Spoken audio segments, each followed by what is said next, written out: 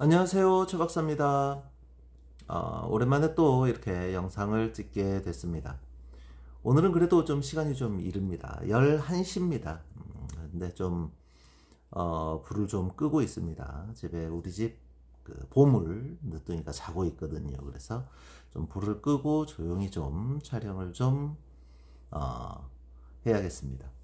먼저 지난번에 제가 그 철불에 대해서 우리 부처님에 대해서 이야기를 좀 해드리겠다라고 예고를 했었는데 그 뒤로 좀 시간이 좀 여의치 않았습니다. 이제 제가 좀 어디 좀 다녀오고 뭐 그러는 과정에서 이제 시간이 좀 여의치 않아서 영상을 못 찍고 있다가 오늘은 좀 시간이 조금 괜찮습니다. 그래서 영상을 한번 찍어 보도록 하겠습니다. 그리고 여러분들에게 그동안에 드리려고 했던 말씀들 몇 가지 드리도록 하겠습니다. 먼저 이제 우리가 저는 이제 원래 종교는 천주교입니다. 이제 모태신앙입니다. 이제 저희 할아버지, 할머니, 어머님, 아버님 때부터 이렇게 쭉 내려오는 모태신앙으로 저는 원래 종교는 천주교입니다. 천주교인데 지금은 좀 냉담이라고 하죠. 지금은 잘 나가지는 않습니다. 근데 항상 마음속으로는 언젠가는 돌아가야 할 곳이다 라고 생각은 그렇게 하고 있습니다. 그런데 천주교임에도 불구하고 뭐 교리나 뭐 이런 것들을 봤을 때 불교에 대한 어떤 그러한 선입견이 전혀 없습니다. 불교를 굉장히 마음 편하게 받아들이고 있는 어떤 그런 사람 중에 한 명입니다. 그래서 제가 탱화라든가 뭐 부처님이라든가 불상이라든가 뭐 이런 것들을 좀 많이 가지고 있습니다.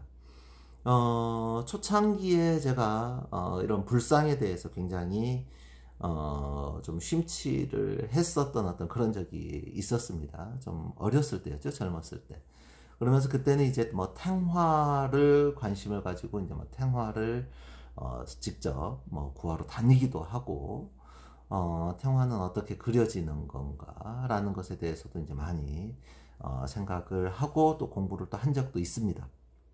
먼저 뭐 좀 이렇게 방송을 하기 전에 미리 좀 제가 준비를 하고 공부를 좀 했어야 되는데 좀 여의치 않게 그냥 바로 즉흥적으로 지금은 영상을 찍는 거기 때문에 조금 부족하고 제가 좀 모르고 있거나 좀 잘못 알고 있는 부분이 있더라도 그냥 너그럽게 그냥 이해해 주셨으면 감사하겠습니다.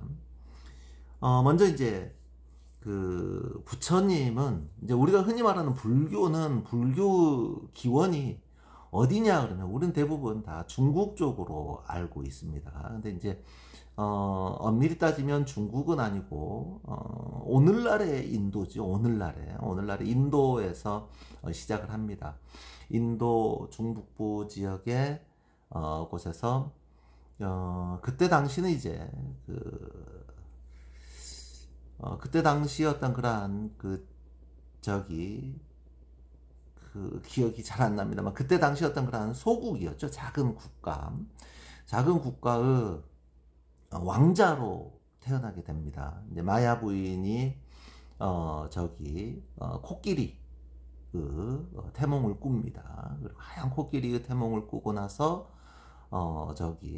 아이를 낳지요. 근데 그 아이가 이제 부처님이 되는 겁니다. 근데 정말 여기서 신기한 게, 자, 우리가 천주교에서 말하는 성모 마리아는 예수님을 성령으로 잉태를 합니다.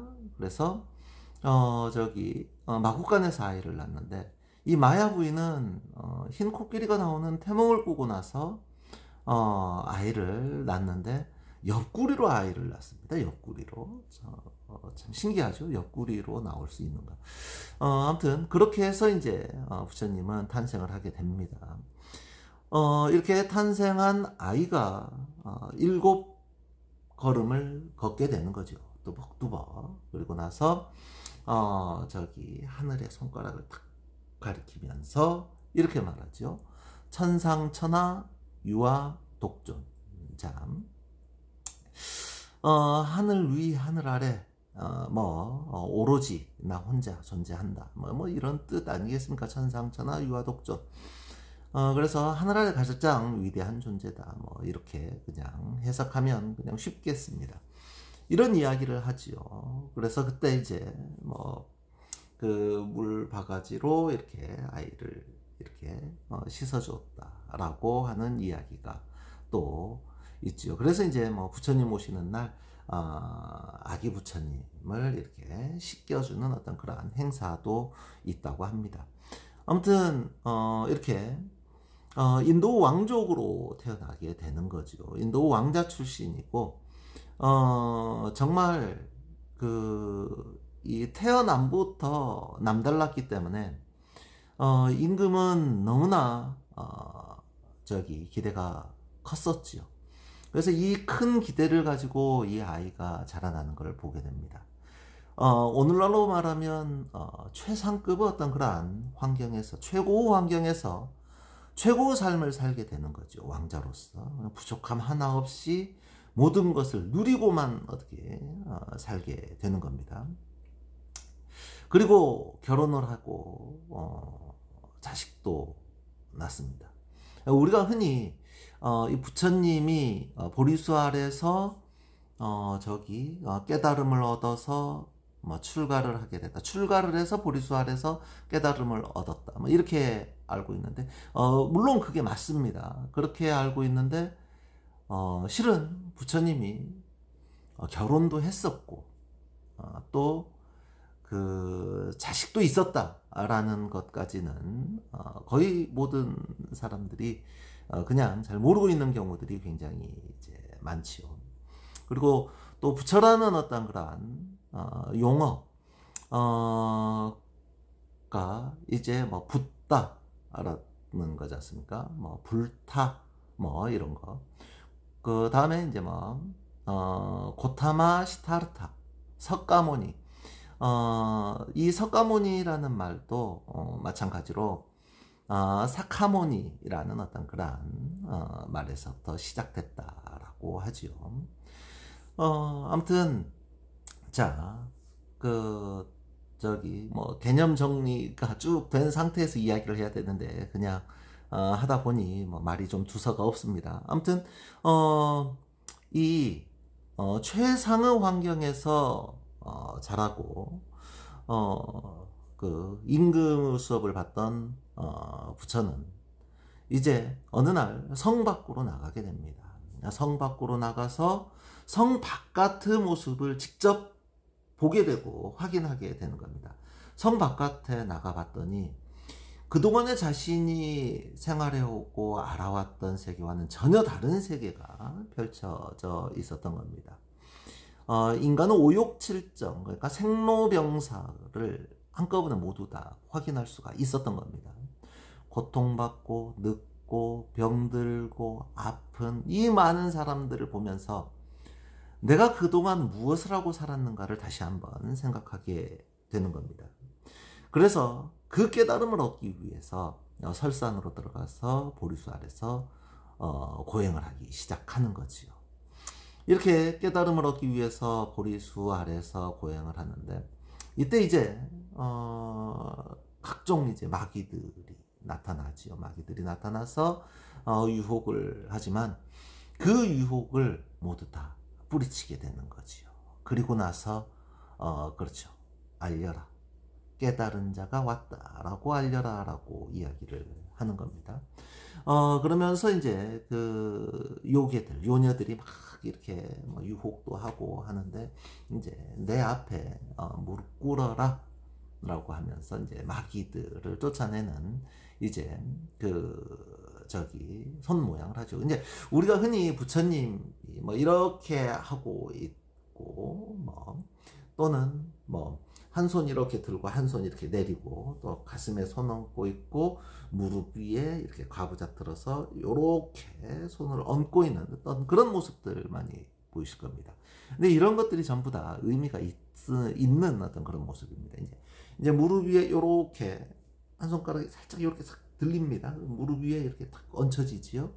이제 항마촉진이라고 합니다. 그래서 마귀들이 내 앞에 꿇어 앉아라고 하는 어떤 그런 의미를 담고 있다라고 이야기를 합니다. 아무튼 우리가 알고 있는 근데 부처님이라는 것은 이제 어떤 인물을 가리키는 어떤 그런 명사에서 이제는 우리가 부처다 그러면 깨달음을 얻은 자를 통칭해서 부처라고 이야기를 합니다. 그래서 많이 깨달았다 그러면 너는 정말 살아있는 부처구나 이렇게 이야기를 하지요. 그래서 오늘날 이제 부처 개념들은 깨달은 사람이라는 어떤 그런 동명사처럼 이렇게 사용이 되고 있다라고 생각하시면 될 겁니다. 그러면 부처님은 이제 뭐 종류가 또 여러 가지가 있고 또 우리가 흔히 말하는 이제 요렇게 서서 이렇게 있는 부처님, 이제 우리가 흔히 말하는 석가모니라고 하지요. 그 다음에 이제 우리가 손에 약병 같은 걸 이렇게 들고 있는 부처님이 있습니다. 그러면 이거는 이제 삼존불 중에서 이제 약사열애, 석가모니, 약사열애, 아미타불 뭐 이런 식으로 나누는데 뭐 약병 들고 있으면 이제 뭐 아미타불 아니 약병 들고 있으면 저기 약사열애. 그다음에 손가락을 요렇게 해서 요렇게 쥐고 있습니다. 이런 것은 이제 뭐 비로자나불 요렇게 이야기를 하죠. 석가모니, 그다음에 저기 아미타불, 비로자나불 이제 이런 식으로 해서 이제 이 세 분들을 이제 그 삼존불 이렇게 이야기를 하지요. 열애라는 말도 이제 부처님이라는 뜻입니다. 그렇다라고 합니다. 그리고 이제 우리가 부처님을 구분을 할 때 부처와 보살을 일단 구분을 좀 해야 되는데 머리에 뭐 장식을 막 이렇게 막 쓰고 있는 분들이 계시거든요. 그런 분들은 전부 다 저기 보살입니다. 우리가 흔히 말하는 그 고려시대 수월 관음도 뭐 이런 거 수월 관음보살입니다. 관음보살. 그리고 이제 뭐 보살도 있고 뭐 머리 빡빡 깎은 보살이라고 해서 보살은 그럼 뭐냐? 여자를 보살이라고 하냐? 그러면 물론 이제 여자들도 여성 비구니 보살이 되기도 합니다. 그런데 이제 남자도 이제 보살이라고 합니다. 보살은 부처가 되지 못한 깨달음을 얻지 못한 어떤 그 아랫 단계라고 이제 이렇게 생각하시면 될 것 같습니다. 그리고 이제 우리가 흔히 그 부처님도 예를 들면 뭐 석가모니 부처님 다음에 미래에 올 부처를 아미타불이라고 합니다. 아미타불. 저기 그래서 이제 그게 아닙니다. 죄송합니다. 미래에 올 부처님은 저기 그 미륵불이라고 하죠. 미륵불. 그다음에 현재에 있는 부처를 이제 석가모니. 그다음에 이제 과거에 있었던 부처님, 우리가 흔히 말하는 석가모니, 저 아미타불이 오기 전의 어떤 그런 그 부처님이 저기 그 다보 부처라고 하죠. 그래서 우리가 불국사에 가면 이제 석가탑이 있고 다보탑이 있지요. 그러면 석가탑은 석가모니를 의미하는 거고 다보탑은 다보부처를 의미하는 겁니다. 그러니까 과거의 부처님과 현재의 부처님을 같이 모셔놓는 것이 바로 다보탑, 석가탑 이렇게 생각하시면 될 것 같습니다.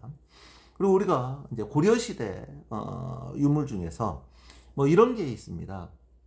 이불병자상이라고 있습니다. 이불병자상.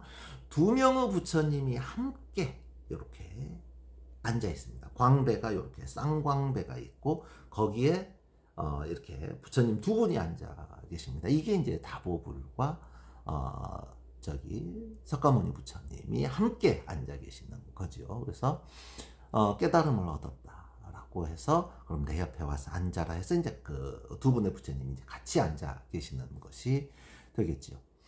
아무튼 저기 이렇게 이제 다양한 어떤 그러한 그 이야기들이 있습니다. 다양한 이야기들이 있고 제가 이제 좀 깜빡깜빡해서 약간 뭐 설명이 좀 미흡하거나 좀 틀린 부분이 있을 수 있습니다. 그러니까 이제 그런 부분은 널리 이제 양해를 좀 해주시면 감사하겠습니다. 그리고 이제 우리가 흔히 말하는 그럼 부처님의 그 불상은 어떻게 해서 제작이 됐을까요? 처음부터 부처님의 지금 우리가 흔히 모시고 있는 이 불상들이 그때 당시 어떤 그런 부처님의 모습을 만들어 놓은 것이냐라고 이제 의문을 가져야 됩니다. 하지만 그렇지 않습니다. 이 불교가 이렇게 나타나게 되면서 불교가 이제 나중에 점차 번성하게 되면서 이 초창기에는 저기 그냥 그 뭐 산치대탑이라든가 그 저기 아소카왕 때 이렇게 부처님이 이렇게 쭉 나타나게 되죠. 그런데 이제 부처님의 모습은 없습니다.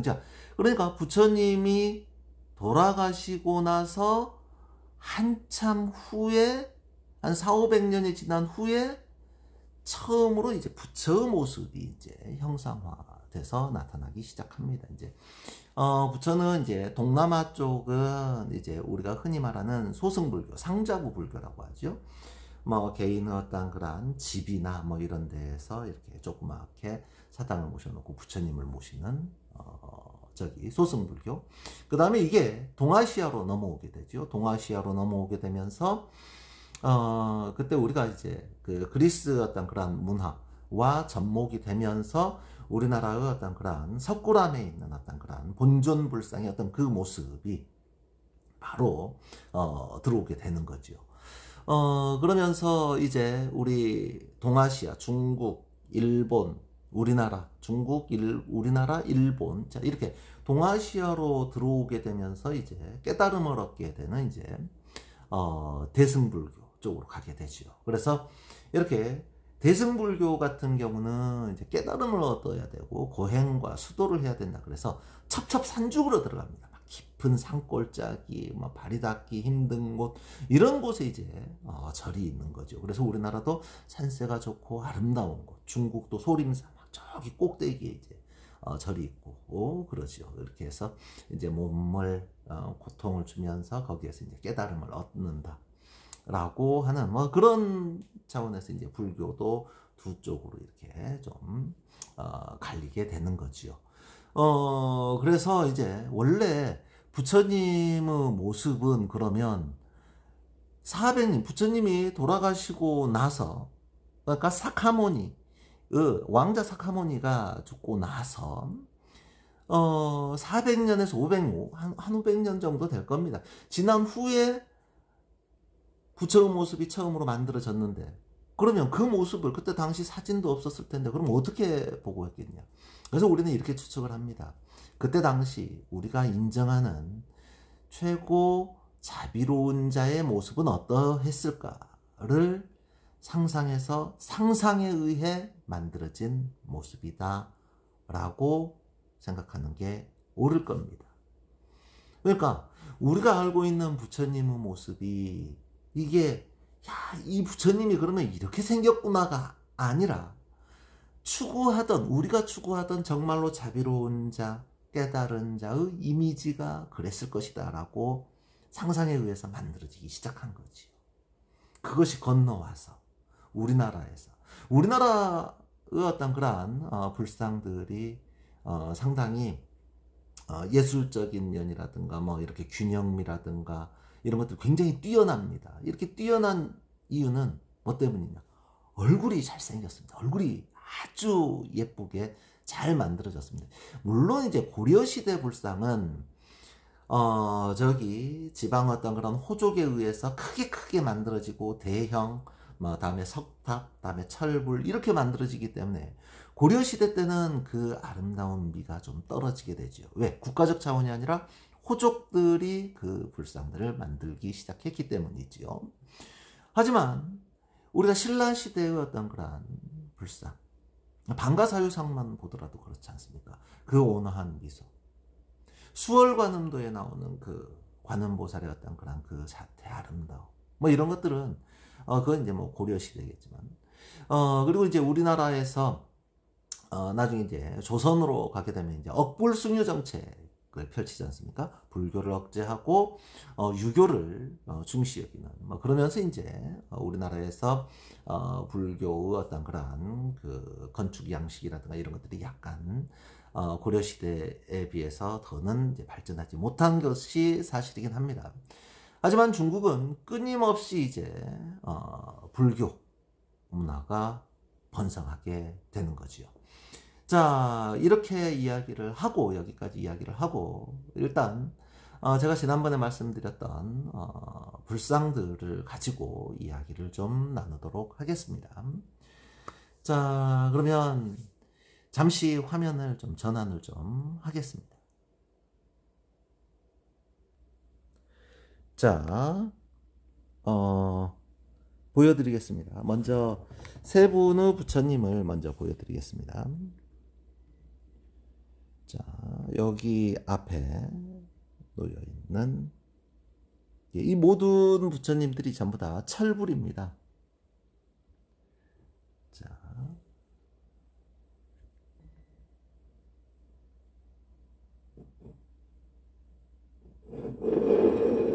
자, 손에 병 들고 있죠? 약사열애입니다. 손에 병 들고 있습니다. 약사열애입니다. 자, 한번 천천히 한번 보시죠. 손에 여의주 같은 거 들고 있죠? 이분도 역시 구슬 같은 거 들고 있습니다. 약사열애입니다.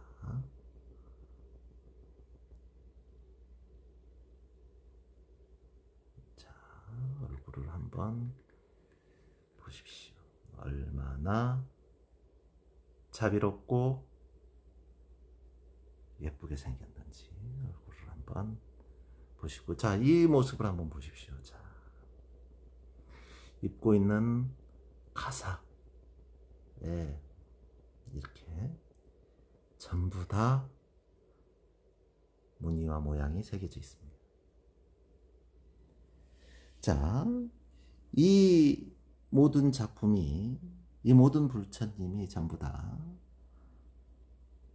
철불입니다. 자, 먼저 여기 있는 이 약사열애 부처님부터 말씀을 드리겠습니다. 자, 뒷모습을 한번 보여드리겠습니다.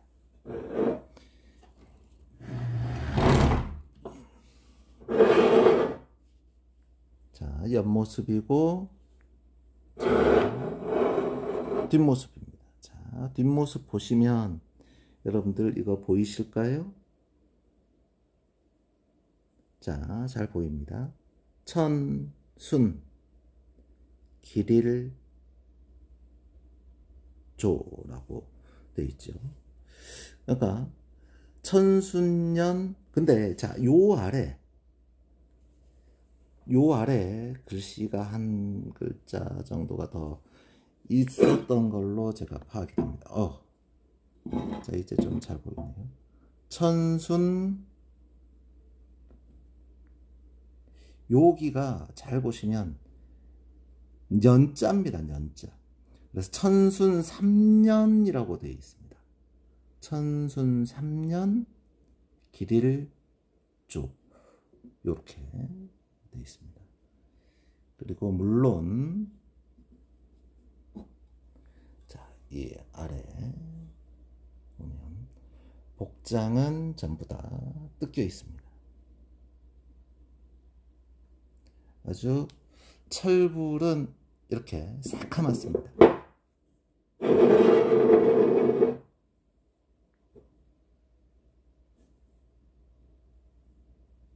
자, 얼굴 모습입니다. 가슴, 가사, 손. 자,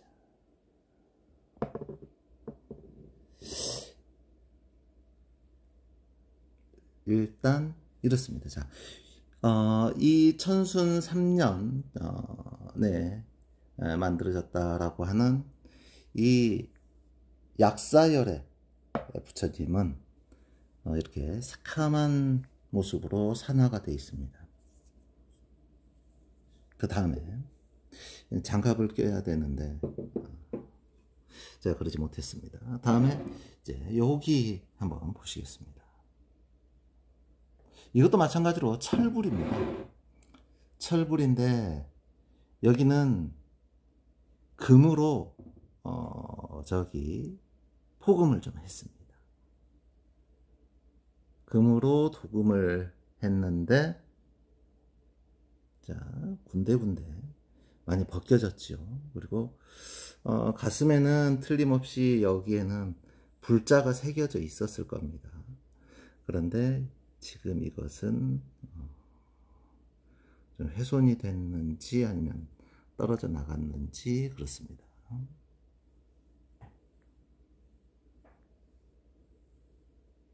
자, 약병 같은 걸 들고 있죠. 자, 여기에서 자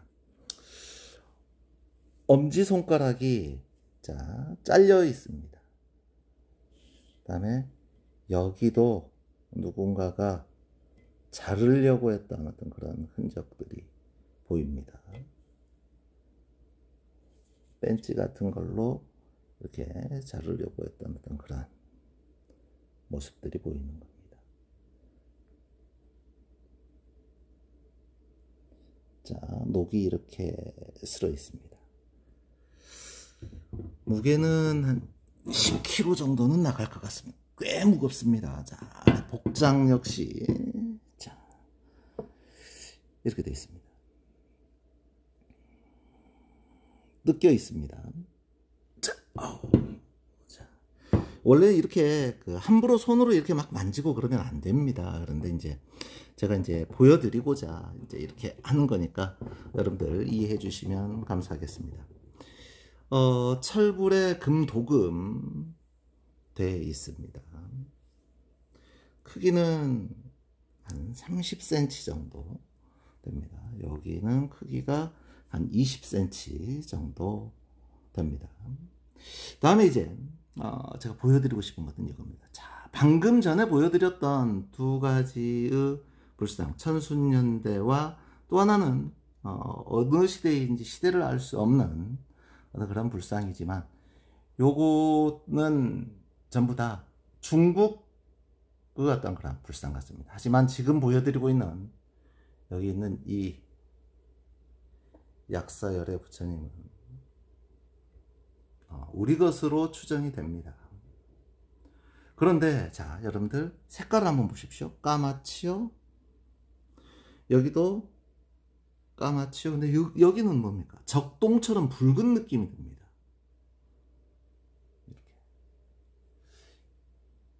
이렇게 정교하고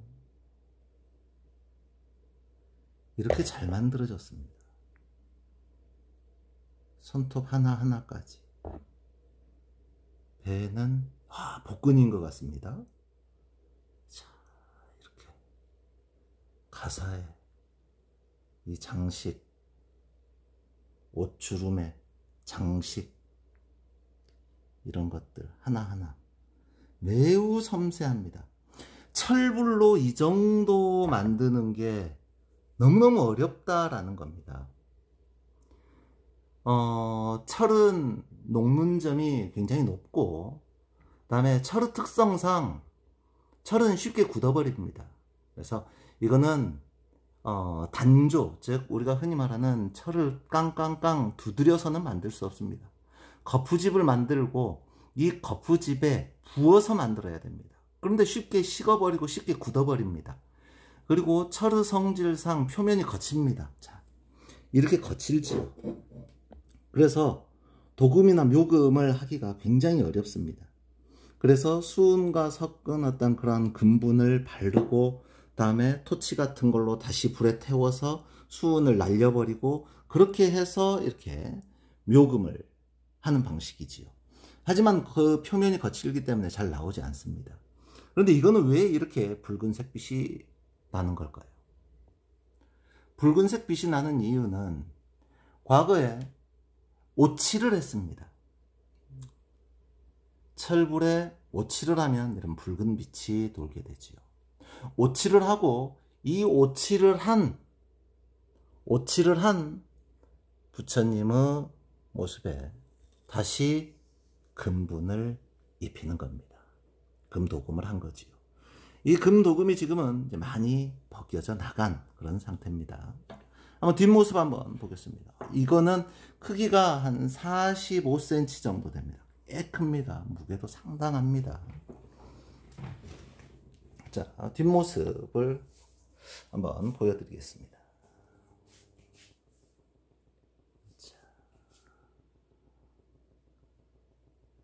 자, 뒷모습은 가사 모습입니다.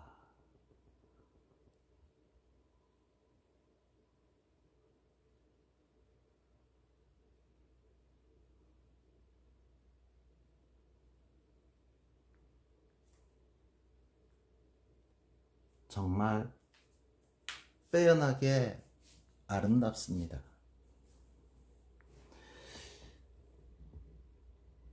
이렇게 완벽한 균형미와 조형미를 갖추고 있는 게 우리나라 불상이 아닌가 싶습니다.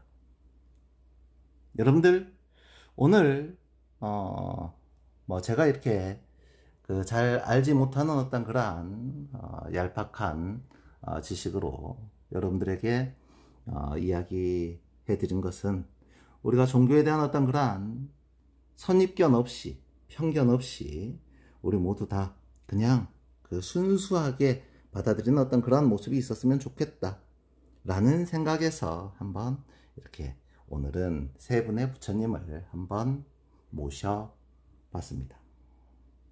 여러분 편한 밤 되십시오. 감사합니다. 최 박사였습니다.